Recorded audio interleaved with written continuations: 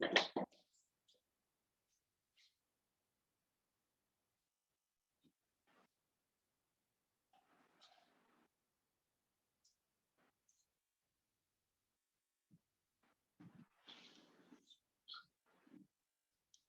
बेटा, हमने ये देखा कि किसी भी एटम के पास या किसी भी बॉडी के पास जो चार्ज है वो या तो इलेक्ट्रॉन्स के लॉस की वजह से है या इलेक्ट्रॉन के गेन की वजह से।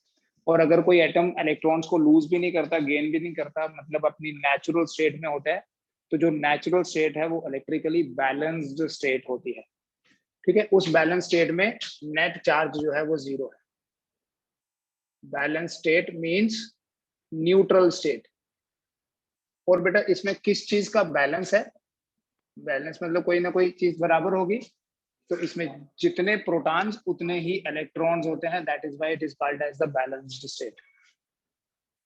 ठीक है, अब हमने एलिमेंट्री पार्टिकल्स की बात की, electron, proton and neutron. We have 3 elementary particles. But actually ये जो प्रोटॉन्स और न्यूट्रॉन्स हैं, ये हम तो एज्यूम करेंगे इस चैप्टर में कि ये फंडामेंटल पार्टिकल्स हैं, बट एक्चुअली प्रोटॉन्स और न्यूट्रॉन्स फंडामेंटल पार्टिकल्स नहीं है। इलेक्ट्रॉन फंडामेंटल ही है, ये भी मैंने आपको बताया। ये जो प्रोटॉन्स है, protons and neutrons are made up of quarks. Protons और न्यूट्रॉन्स जो है वो क्वार्क्स से बनते हैं। और बेटा 6 types of quarks have been discovered.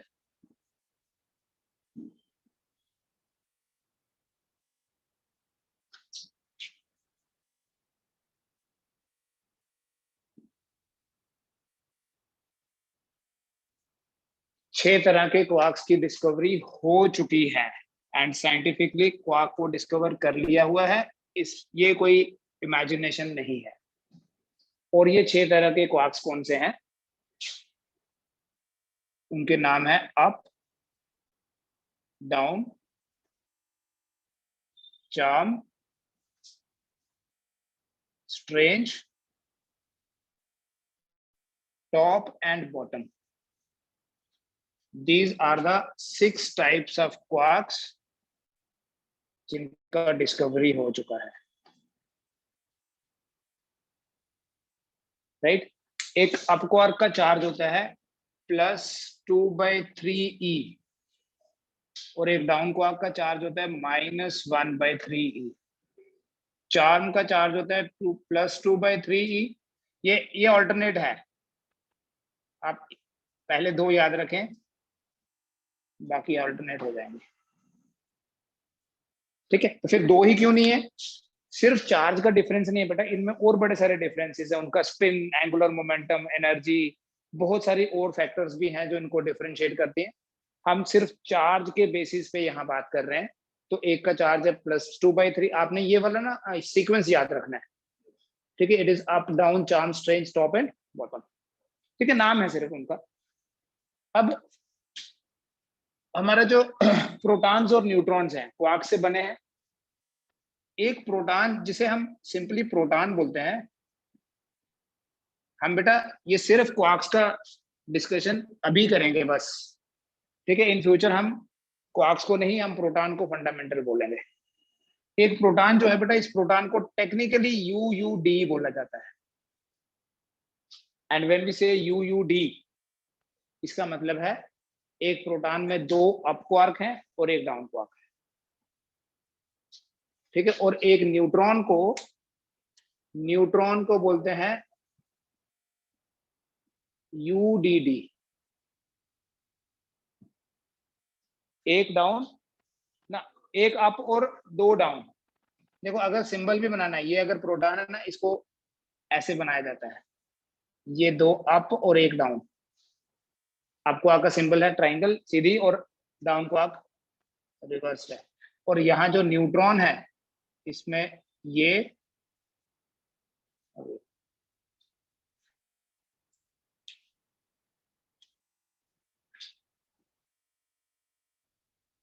एक अप क्वार्क का जो चार्ज होता है, देखो सॉरी प्रोटॉन का चार्ज ऑफ प्रोटॉन इज, दो अप क्वार्क है, सो 2 × 2/3 E plus 1 × -1/3 E।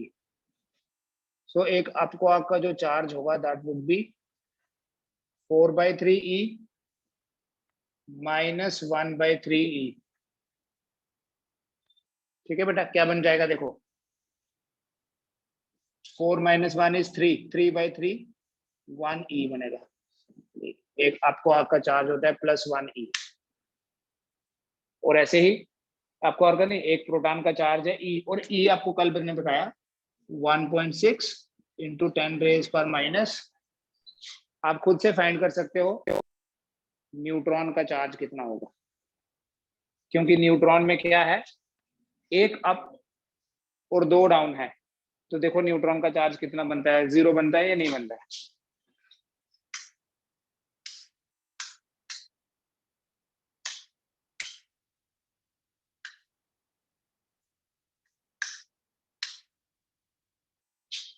What is the charge of a neutron?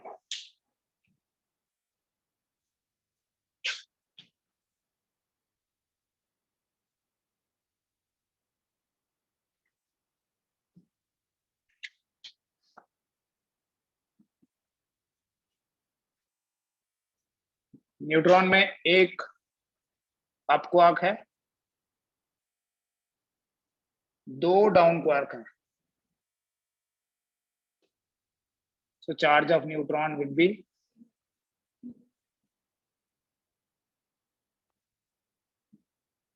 इसका मतलब न्यूट्रॉन भी चार्ज पॉइंट ऑफ व्यू से बैलेंस स्टेट है, उसके अंदर जितना पॉजिटिव चार्ज है उतना नेगेटिव चार्ज है। ऐसा नहीं बोलेंगे कि जितने अप हैं उतने डाउन हैं, क्योंकि अप और डाउन का बराबर नहीं होता। एटम इलेक्ट्रिकली न्यूट्रल है क्योंकि जितने प्रोटॉन्स उतने न्यूट्रॉन्स, ठीक है, और जितना प्रोटॉन का पॉजिटिव होता है इलेक्ट्रॉन का उतना ही नेगेटिव होता है। यहाँ अप क्वार्क और डाउन क्वार्क के चार्ज में डिफरेंस है, आपके एनसीईआरटी में क्वेश्चन है इस पे बेस्ड, इसलिए हम यहाँ क्वार्क्स की बात कर रहे हैं। ठीक है, तो न्यूट्रॉन इलेक्ट्रिकली बैलेंस्ड स्टेट में है, किसी भी एटम का जैसे होता है, बट क्वार्क्स को ना निकाल नहीं सकते इंडिपेंडेंटली कि न्यूट्रॉन से अगर एक डाउन क्वार्क निकलेगा तो वो तो खाली अप ही रहे, या अप निकालेंगे तो डाउन ही रहेगा, तो फिर वो न्यूट्रॉन नेगेटिव हो जाएगा। It is not like that. ठीक है, वो क्वार्क्स जो है वो उनका इंडिविजुअल आइडेंटिटी नहीं है कि हम जैसे किसी एटम में से निकाल लेते हैं इलेक्ट्रॉन आउटर मोस्ट शेल से, जैसे सोडियम का एग्जांपल दिया। क्वार्क के ये प्रोटॉन या न्यूट्रॉन के अंदर से क्वार्क्स नहीं निकाले जा सकते, they are held together because of very strong forces. अब किसी भी एटम की जब हम बैलेंस स्टेट की बात करते हैं तो बैलेंस स्टेट जो है वो इलेक्ट्रिकली न्यूट्रल स्टेट होती है। बैलेंस स्टेट जो है that is electrically neutral state. तो इलेक्ट्रॉन का लॉस या गेन, इलेक्ट्रॉन्स का लॉस या गेन, लॉस और gain of electrons is responsible for charge. मतलब चार्ज क्यों होता है, इलेक्ट्रॉन्स के लॉस की वजह से या इलेक्ट्रॉन्स के गेन की वजह से। अगर लॉस भी नहीं हो, गेन भी नहीं हो, तो चार्ज भी नहीं होगा। अब कौन से इलेक्ट्रॉन्स को वो समझते हैं बेटा। बेटा किसी भी एटम में सबसे बाहर वाले शेल में जो इलेक्ट्रॉन्स होते हैं उन इलेक्ट्रॉन्स को बोलते हैं वैलेंस इलेक्ट्रॉन्स।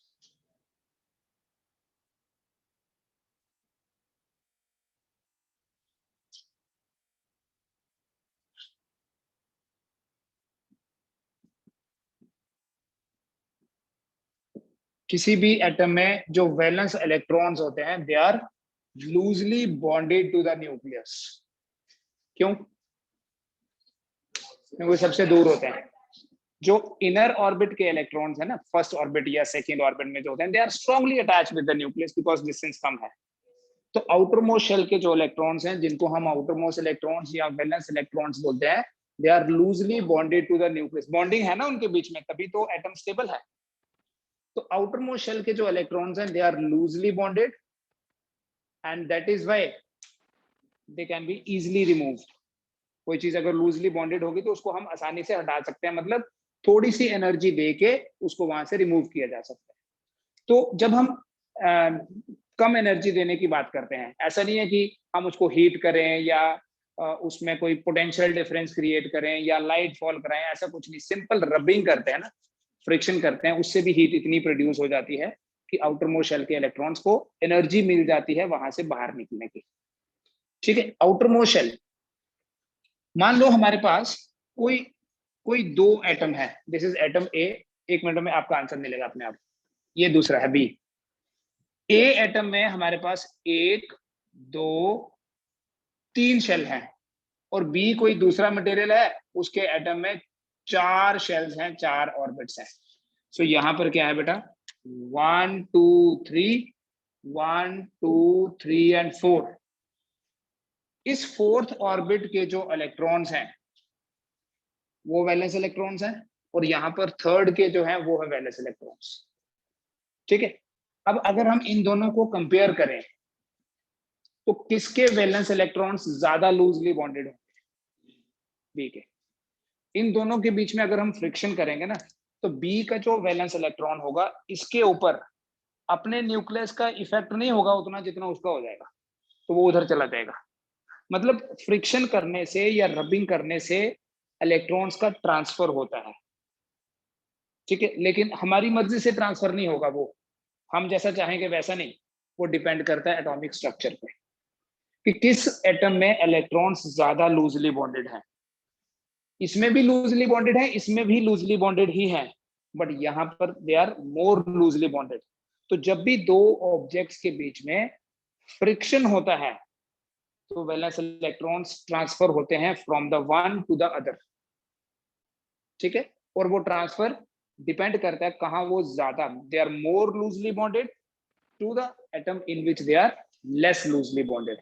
तो जो एटम अगर मान लो इसमें से इसमें आ गए, जैसे कि यहाँ में एग्जांपल लिए, तो इसने जब इलेक्ट्रॉन लूज किए इट विल बिकम पॉजिटिव, इसने इलेक्ट्रॉन गेन किए it will become negative.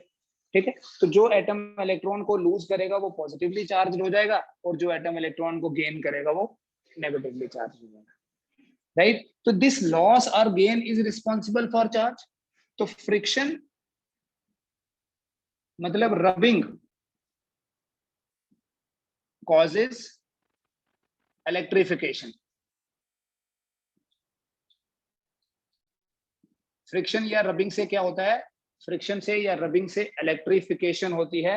Electrification होने का मतलब है इलेक्ट्रॉन्स का लॉस होता है या गेन होता है, ट्रांसफर होते हैं इलेक्ट्रॉन्स। किसमें से किसमें होंगे वो डिपेंड करता है उनके एटॉमिक स्ट्रक्चर। इस फैक्टर को जो ये डिसाइड करता है, इस फैक्टर को भी टेक्निकली हम डिफाइन करते हैं, उसको बोलते हैं वर्क फंक्शन। ठीक है, ये नोट करो, मैं बताऊंगा वर्क फंक्शन क्या होता है।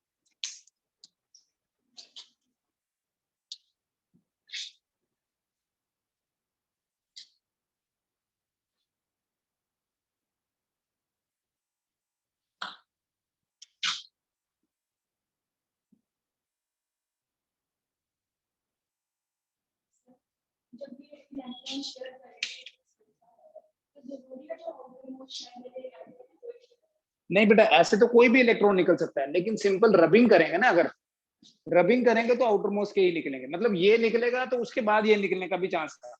बट ऐसा नहीं होगा कि ये तीसरे से निकल गया और चौथे वाला वही रहा, क्योंकि एक्चुअली ये ऑर्बिट ऐसे बनाने में मैंने इक्विडिस्टेंट बनाए। आप एक चैप्टर पढ़ोगे एटम्स एंड न्यूक्लियाई, उसमें आपको पता चलेगा कि रेडियस तो n स्क्वायर के डायरेक्टली प्रोपोर्शनल है। तो पहले ऑर्बिट का रेडियस अगर 1 सेंटीमीटर है ना, दूसरे का 4 होगा, तीसरे का 9 होगा, चौथे का 16 होगा।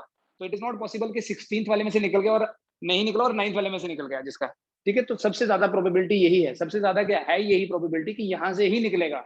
हाँ, अगर हमने बहुत ज्यादा एनर्जी दी होगी तो यहां से निकलने के बाद यहां से भी निकलेगा। बट नॉर्मल फ्रिक्शन या नॉर्मल रबिंग करने से सिर्फ आउटर मोस्ट शेल के इलेक्ट्रॉन्स का ही लॉस होता है। ठीक है, तो वर्क फंक्शन क्या है बेटा, work function is the energy. Minimum कितनी एनर्जी चाहिए, minimum energy required to transfer electrons from one atom to the other. कम से कम कितनी एनर्जी चाहिए इलेक्ट्रॉन को ट्रांसफर करने के लिए किसी एक एटम से दूसरे एटम में उसको ले जाना है। That minimum energy, that minimum required energy is called as the work function. ठीक है, तो जैसे अगर हम बोलें इसी एग्जांपल को कैरी करके ए और बी हैं, तो बोलेंगे ए को ज्यादा एनर्जी चाहिए एक इलेक्ट्रॉन को निकालने के लिए, बी वाले को कम चाहिए। उसको सिंपली आप ऐसे सोचो, जिसका एटॉमिक स्ट्रक्चर जितना बड़ा होगा उसका वर्क फंक्शन उतना कम होता है, मतलब उसको उतनी ही कम एनर्जी चाहिए वहां से ट्रांसफर कराने के लिए। ठीक है, तो वर्क फंक्शन एक्चुअली एनर्जी है। अब इसमें ना बड़े सारे एक्सपेरिमेंट्स किए गए, उन एक्सपेरिमेंट्स का रिजल्ट देखो। अगर हम एक ग्लास रॉड को, कुछ बताता हूं, अगर आप एक ग्लास रॉड को रब करते हैं सिल्क के साथ, एक ग्लास रॉड को सिल्क के साथ रब करते हैं, ये मान लीजिए ग्लास रॉड है और ये सिल्क है।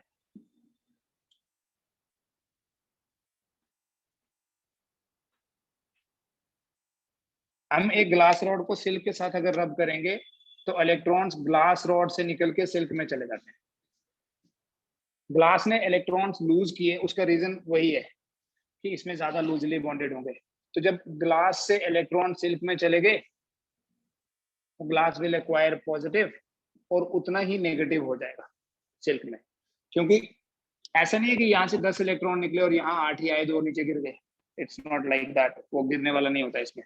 ठीक है, तो जितने ये लूज करेगा, अगर इसका चार्ज आपको पता है 1 इलेक्ट्रॉन लूज करेगा तो +1 e, और अगर 10 इलेक्ट्रॉन लूज करेगा तो +10 e, और इसमें 10 आ जाएंगे -10 e, और e वही है नंबर जो हम बार बार नहीं लिखते, 1.6 × 10⁻⁻19 कूलम।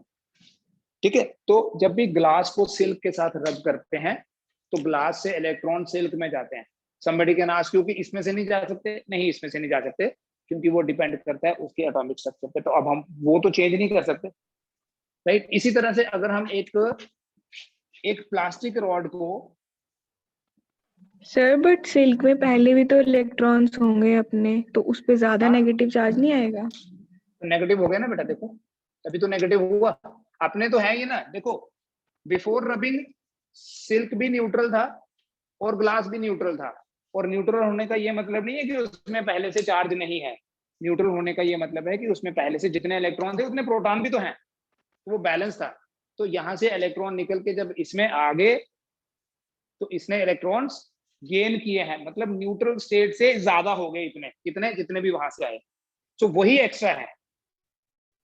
बाकी न्यूट्रल स्टेट वाले तो अभी भी हैं। जैसे अगर मान लो इसके अंदर पहले से 100 प्रोटॉन थे, एग्जांपल ले रहा हूँ, 100 इलेक्ट्रॉन थे, तो ये तो है 0, अब यहां से 10 आए तो यही -10 जो है वो अपीयर हो रहा है एज चार्ज।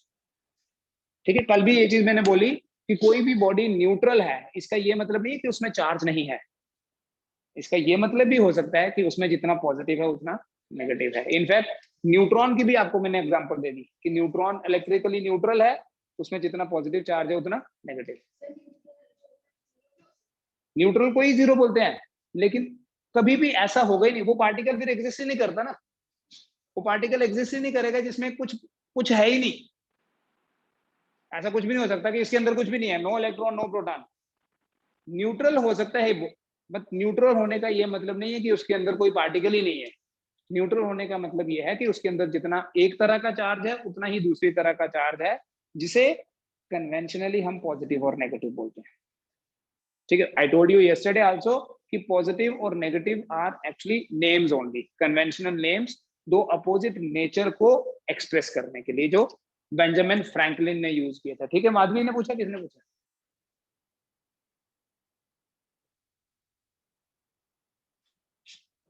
ठीक है, पहले वाले इलेक्ट्रॉन्स वही रहे, इसके इलेक्ट्रॉन्स कम हो गए, उसके उतने ही जितने थे। एक चीज और देखो, there is one more contradiction, ऐसे लगता है कि आसानी से कर लेंगे लेकिन ऐसे पता नहीं चलता है। मान लो ये कोई एलिमेंट है एक एक्स, एंड इसने 4 इलेक्ट्रॉन्स लूज किए, it becomes this. 4 electron lose की, जस्ट एग्जांपल ले रहा हूं, तो बताओ अब इसमें कितने इलेक्ट्रॉन्स रह गए? वो नहीं बता सकते हम। हो सकता है पहले 100 थे और 100 में से 4 गए, ठीक है। अगर कोई दूसरा एलिमेंट है y, उसमें में से ही 4 निकल गए, तो इसका ये मतलब नहीं है कि x और y सेम है। हो सकता है यहाँ 100 में से 4 निकले और यहाँ 20 में से 4 निकले हों। तो किसी भी एलिमेंट का जब हम नेट चार्ज देखते हैं, उसको देख के ये नहीं बता सकते कि इसका एटॉमिक नंबर कितना होगा। हाँ, हमें अगर पता ही हो, नाम ही पता हो, जैसे मैं लिखूं Fe+++, तो मुझे पता है कि ये आयरन है जिसका एटॉमिक नंबर 26 है, तो 26 में से 3 इलेक्ट्रॉन निकल गए। But if there is some unknown element और उसका हमें सिर्फ चार्ज पता है, तो हम ये प्रिडिक्ट नहीं कर सकते कि उसमें थे कितने इलेक्ट्रॉन्स। हम सिर्फ ये प्रिडिक्ट कर सकते हैं कि जितने भी थे न्यूट्रल स्टेट में, जितने भी थे उसमें से 4 कम हो गए। अब कितने थे वो नहीं पता, वो तब पता चलेगा जब हमें ये पता हो कि ये x क्या है। फिर हम पीरियोडिक टेबल में ढूंढेंगे x की पोजीशन और पता करेंगे इसका एटॉमिक नंबर, अगर नहीं याद हुआ तो।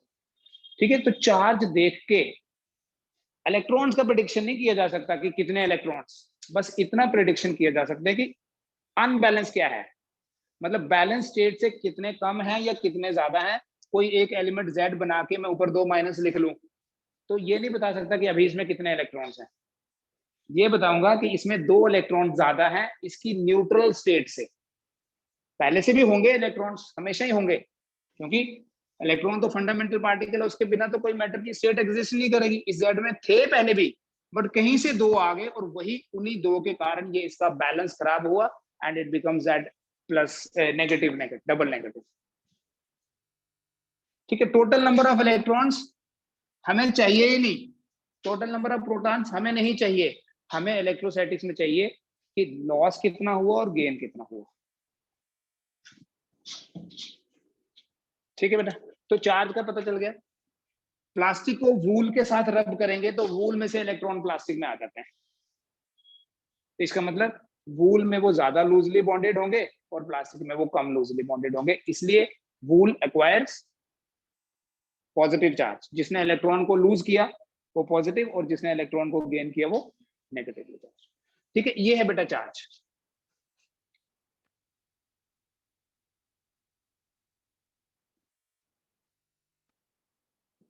प्रॉपर्टीज ऑफ चार्ज की बात करेंगे। सबसे पहले we discuss quantization of charge.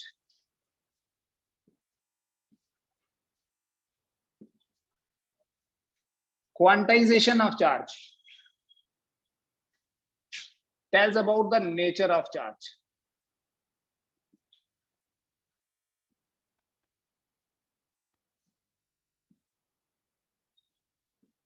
एक ऐसी प्रॉपर्टी है जिससे हमें चार्ज की नेचर के बारे में पता चलता है। हमें यह पता चलता है कि चार्ज का बेसिक नेचर क्या है, मास से डिफरेंट है या वैसा ही होता कुछ। बेटा अगर मास की बात की जाए ना, देखो अगर मैं बोलूं कि हम जितने भी स्टूडेंट्स हैं उनका मास फाइंड करते हैं, एंड लेट अस से कि किसी का जो मिनिमम है वो आया 40 kg और मैक्सिमम आया 70 kg, तो हम बोलेंगे रेंज है 40 to 70। इन वैल्यूज के बीच में कोई ऐसी वैल्यू हम इमेजिन नहीं कर सकते जो पॉसिबल ना हो। कुछ भी हो सकता है, 40.5 भी हो सकता है किसी का, 40.8 भी हो सकता है, 40.15 भी हो सकता है अगर हम मेजर कर सकें उस लेवल पे। तो हम ये भी बोल सकते हैं 50.250 है, 50 kg एंड 250 ग्राम, 251 ग्राम भी हो सकता है। मतलब एवरी वैल्यू इज पॉसिबल। लेकिन चार्ज के लिए ऐसा नहीं है कि अगर हम कुछ वैल्यूज लिखें कि यहाँ ये मिनिमम है और ये मैक्सिमम है तो बीच में सब पॉसिबल होंगे, not necessary. Quantization of charge जो है it tells about the nature of charge, और चार्ज की डिस्क्रीट नेचर होती है ये पता चलता है। मैं बताऊंगा बेटा डिस्क्रीट वर्ड का मतलब क्या है, फिर हम क्वांटाइजेशन को डिस्कस करते हैं। देखो यहां मैं 2 लाइंस बना रहा हूं, एक और ये दूसरी। ठीक है, थोड़ा और क्लोज भी कर सकते हैं इसको हम। ये जो लाइन है ना ये कॉन्टिन्यूस है और ये जो लाइन है ये डिस्क्रीट है। कॉन्टिन्यूस एंड डिस्क्रीट, तो चार्ज डिस्क्रीट होने का मतलब है कि चार्ज जो है वो नॉन कॉन्टिन्यूस है।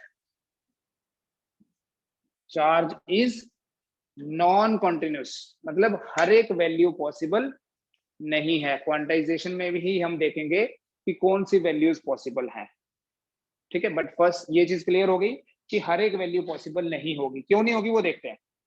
व्हेन वी से चार्ज इज डिस्क्रीट या कोई भी प्रॉपर्टी है वो डिस्क्रीट है, इसका मतलब everything, every value is not possible. Mass जो है ना, मास कंटिन्यूस होता है, मतलब अगर हमारे पास कोई रेंज है तो उसके बीच में कोई भी वैल्यू पॉसिबल होगी। बट अगर चार्ज है तो बीच में कुछ है और कुछ नहीं, ऐसा भी होगा कोई वैल्यू नहीं है। जैसे देखो, क्या देख लिया बेटा अभी तक हमने कि चार्ज होता क्यों है, what is the cause, loss और गेन ऑफ इलेक्ट्रॉन्स। बेटा अगर कोई बॉडी एक इलेक्ट्रॉन लूज करेगी, मिनिमम कितने इलेक्ट्रॉन लूज कर सकती है, 1। अगर किसी बॉडी ने एक इलेक्ट्रॉन लूज किया उसका चार्ज होगा +1e, लेकिन अगर एक इलेक्ट्रॉन गेन किया तो उसका चार्ज होगा -1e। इससे ज्यादा क्या हो सकता है, 2 इलेक्ट्रॉन्स, है ना, 2 इलेक्ट्रॉन्स का लॉस या 2 का गेन। क्या कभी 1.5 इलेक्ट्रॉन का लॉस होगा, क्या कभी 1.5e आ सकते हैं किसी के चार्ज। इसका मतलब इन दोनों वैल्यूज के बीच में कोई भी वैल्यू पॉसिबल नहीं है। ये दोनों वैल्यूज अगर मैं लिखूं तो आई विल राइट 1.6 इंटू 10⁻⁻19 से लेके 3.2 इंटू 10⁻⁻19 कूलम, ठीक है, प्लस माइनस दोनों। फिर +-3e, बीच में कुछ पॉसिबल है क्या, नहीं। +-3e करोगे, 3 से मल्टीप्लाई करना, 4.8 इंटू 10⁻⁻19 कूलम। फिर उसके नेक्स्ट क्या हो सकता है बेटा, +-6.4 इंटू 10⁻⁻19 कूलम। ये है डिस्क्रीट, +-4e है ये।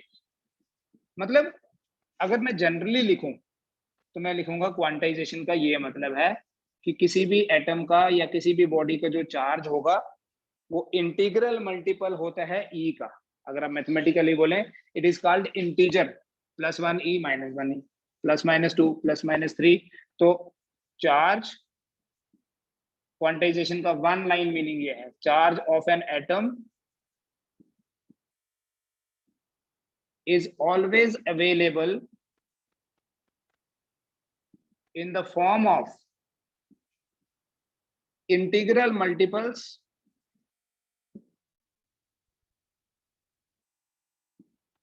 of fundamental charge।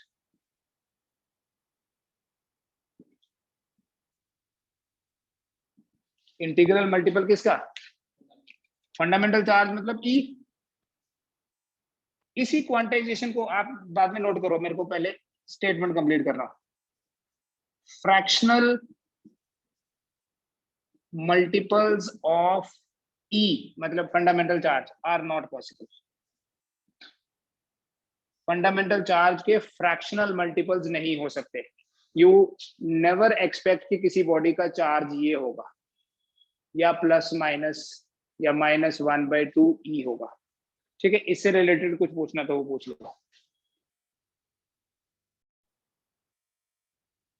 तो जैसे मैं अगर बोलूं कोई नंबर ले लूं, I take a number like 2.8 into 10⁻⁻18 coulomb. क्या किसी बॉडी का, मैंने -19 नहीं लिखा है, -19 होता तो क्लियर कट नो आता आपका आंसर। क्या किसी बॉडी का इतना चार्ज हो सकता है, मैंने आपको बोला था मिनिमम है ये, इससे अगला जो है, इससे नेक्स्ट वैल्यू होगी 3.2 इंटू 10⁻⁻19, इससे अगली होगी 4.2, तो 2.8 तो यहाँ कहीं आ गया अगर 19 लिखा होता, तो ये 18 है। आप ये बताएं कि क्या किसी बॉडी का इतना चार्ज हो सकता है। हम फाइंड करेंगे हमेशा, जब भी ये चीज देखनी है कि ये पर्टिकुलर वैल्यू पॉसिबल है या नहीं, तो आप 18 है ना, तो वही तभी तो क्वेश्चन है ना। अरे इसमें नहीं आएगा, इसके बाद चल चल के -19 कभी -18 भी तो बनेगा, मतलब इधर नहीं आएगा। -18 तो बहुत बड़ा है ना, 10 रेज पर माइनस 19 से 10 रेज पर माइनस 18 तो काफी आगे जाके आएगा। 1.6 1.7 जब 10 इंटू 10 रेज पर माइनस 19 नहीं हो सकता क्या? हो गए 10 रेज पर माइनस 18। नहीं पता चल रहा? ये दो वैल्यूज और ये वाली जो वैल्यू है, ये वैल्यू इधर थोड़ी ना लाई करती है, ये वैल्यू इनसे बहुत बड़ी है। तो मैं बोलूं 1 से लेके 5 तक और दूसरी तरफ बोलो 10, तो आप बोलोगे ये तो इस रेंज में है ही नहीं। तो यही रेंज थोड़ी है, आगे आगे आगे आगे और भी तो है। तो यही आगे आगे चल के क्या कभी इतना बनेगा? यही क्वेश्चन है। क्या कभी चार्ज, ये मैं क्या करता हूँ देखो, 1.6 इंटू 10 रेज पर माइनस 19, फिर मैं लिखता हूँ 3.2 इंटू 10 रेज पर माइनस 19, फिर मैं लिखूंगा 4.8 इंटू 10 रेज पर माइनस 19। तो ये बढ़ते बढ़ते बढ़ते बढ़ते क्या कभी इतना बन सकता है? ये क्वेश्चन है। तो हम ये थोड़ी ना करते जाएंगे कि देखते जाते थे, एक 1.6 ऐड करते जाते हैं करते जाते हैं करते जाते हैं। सिंपली क्या करना है देखो, जो भी आपको चार्ज की वैल्यू दी हुई है, आप उस वैल्यू को ई से डिवाइड करना। एन होता है बेटा क्यू बाई ई। जो भी वैल्यू गिवन है उस वैल्यू को ई से डिवाइड करो। कितनी वैल्यू दी हुई है? 2.8 इंटू 10 रेज पर माइनस 18, और ई होता है 1.6 इंटू 10 रेज पर माइनस 19। कूलम कूलम कट जाएगा। अब इसे सॉल्व करो। अगर तो ये एक प्योर नंबर आया 10 20 100 50 350 450 ऐसे, तो इसका मतलब पॉसिबल है। लेकिन अगर ये फ्रैक्शन में आया तो इसका मतलब पॉसिबल नहीं है। लेट अस सी।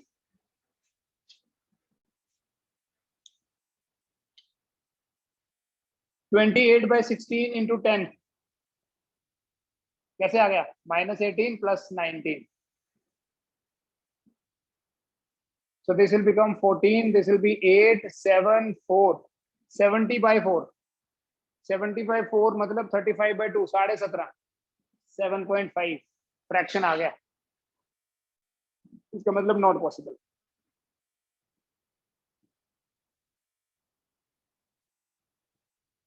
अगर मान लो 17 आता तो पॉसिबल होना था, 18 आता पॉसिबल होना था, लेकिन 17.5 आया। कभी भी इसका मतलब चार्ज कितना है, ये जो वैल्यू है ये फ्रैक्शनल मल्टीपल है। मतलब अगर आप 2.8 इंटू 10 रेज पर माइनस 18 को 17.5 से मल्टीप्लाई करोगे, मल्टीप्लाई नहीं डिवाइड, या ऐसे करोगे, ये आए ना आपके पास देखो 2.8 इंटू 10 रेज पर minus 18 divided by e is equal to 17.5। तो इसका मतलब 2.8 इंटू 10 रेज पर माइनस 18 कोई ऐसा चार्ज है जो 17.5 टाइम्स ई है। समझ में आया? ये कोई ऐसा, यहाँ क्यू बाई ई कितना आ गया हमारे पास 17.5, तो क्यू कितना हो गया 17.5 ही। बट क्वांटाइजेशन क्या कहता है कि फ्रैक्शनल मल्टीपल नहीं हो सकते। आपने जब भी ये चेक करना है कि पॉसिबल है या नहीं, क्यू को ई से डिवाइड करो। क्यू बाई ई जो है वो एक प्योर नंबर होना चाहिए, उसमें फ्रैक्शन नहीं होना चाहिए, उसमें डेसिमल नहीं होना चाहिए। क्या किसी बॉडी का चार्ज 1 कूलम हो सकता है? 1 coulomb. Can a body have 1 coulomb charge? देखो मिनिमम पॉसिबल चार्ज क्या है? मिनिमम पॉसिबल चार्ज है 1.6 इंटू 10 रेज पर माइनस 19 कूलम। उसके बाद क्या है 3.2, उसके बाद 4.8। तो क्या ये बढ़ते बढ़ते बढ़ते मतलब पावर खत्म ही हो जाए? ये पावर धीरे धीरे कम होगी बढ़ेगी? सोचो, ये कम धीरे धीरे कम होती जाएगी। जब वैल्यूज में आप ऐड करते जाओगे, मान लो इसमें 10 जोड़ दिया मैंने, तो ये वैल्यू हो गई -18। 100 जोड़ दिया -17, 1000 जोड़ दिया। लेकिन क्या ये बढ़ते बढ़ते कभी 1 कूलम होगा? और अगर होगा तो n का वैल्यू कितना होगा? हम क्या करते हैं, n ही पता करते हैं। n is equal to 1/1.6 into 10 raise पर माइनस 19 कूलम। देखते हैं, अगर तो फ्रैक्शन आया तो इसका मतलब 1 कूलम नहीं हो सकता, लेकिन अगर प्योर नंबर आया तो इसका मतलब हो सकता है। इससे 90, ये कूलम और कूलम कट जाएगा। क्या मैं इसको ऐसे लिख सकता हूँ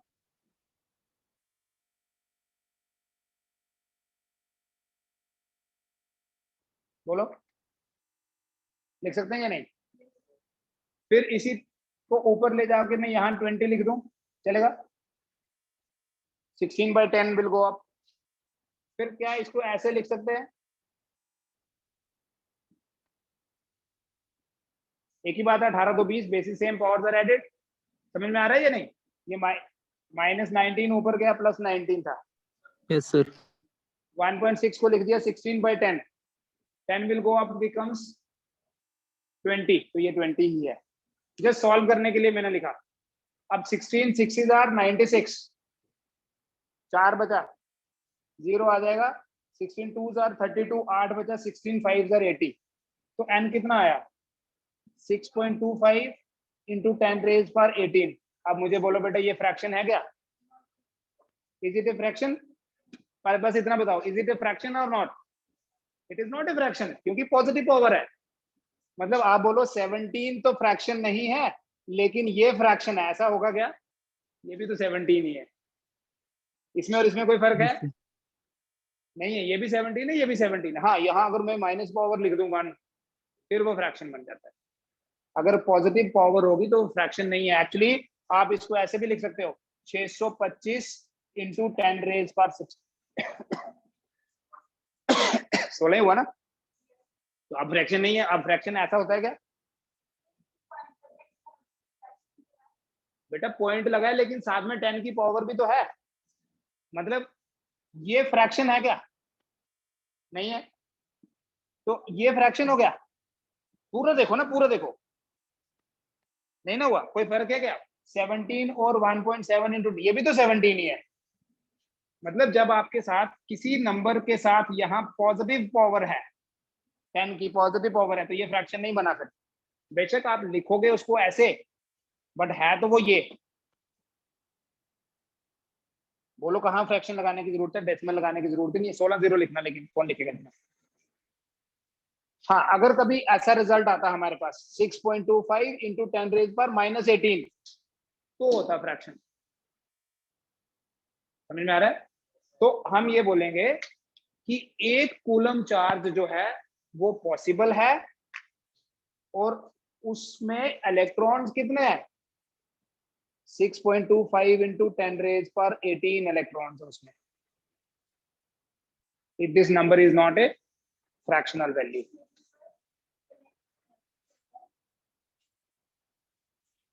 So 1 coulomb charge means 6.25 into 10⁻18 electrons. अगर 1 मिली कूलम चार्ज हुआ तो मिली कूलम होता है बेटा 10⁻³ उसमें कितना होगा? यहीं से देख लो,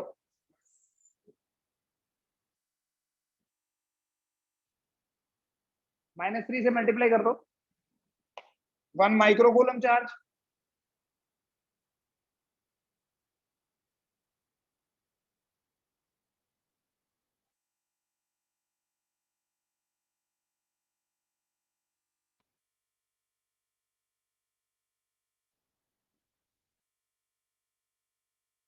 क्या किसी बॉडी का चार्ज इतने कूलम हो सकता है? सोचो।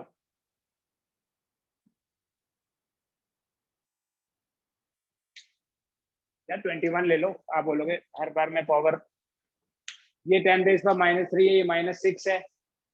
ये वैल्यू बड़ी है, ये वाली ऊपर वाली, ये छोटी, और छोटी करूंगा -9, और छोटी करूंगा -12, और छोटी करूंगा 15, ये भी तो आ सकती है। अब मेरे को बताओ, अगर इतना चार्ज है तो क्या ये पॉसिबल है? Don't ask. 10⁻21 पॉसिबल है क्या? ये नहीं है पॉसिबल, क्योंकि ये 10⁻19 से छोटी हो गई। मिनिमम चार्ज कितना था? 1.6 इंटू 10⁻19 कूलम। तो -19 क्या -20 भी पॉसिबल नहीं है। -90 इस वैल्यू से छोटा चार्ज किसी का भी नहीं हो सकता। तो ऐसा नहीं है कि कोई भी मैथमेटिकल वैल्यू लिखें और वो किसी चार्ज को रिप्रेजेंट कर रही हो। ठीक है, that is the quantization of charge. ठीक है, इतना रखिए, बाकी कल करते हैं। Thank you.